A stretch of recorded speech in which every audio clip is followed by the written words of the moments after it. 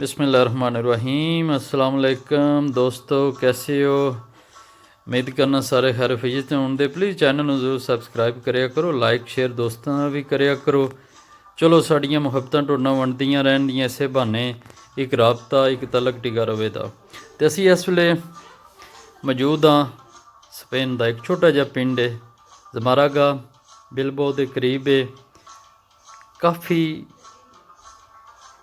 प्यारा इहदा मौसम है, प्यारा इलाका है।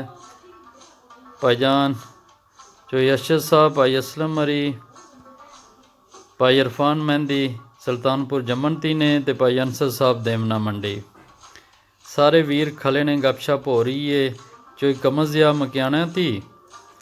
बड़ा एक माहौल बनाया ने। शाम का टाइम है, छोटा जिहा पिंड है लाला मंदसर सुल्तानपुर जमनती।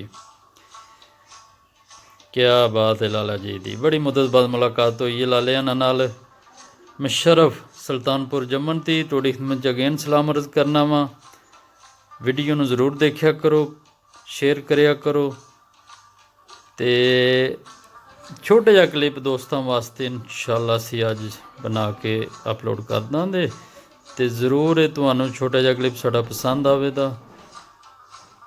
सारा पहाड़ी इलाका है, ज़बरदस्त जी। थैंक यू जी, याद रखना, दुआ में। चला हाफिज़।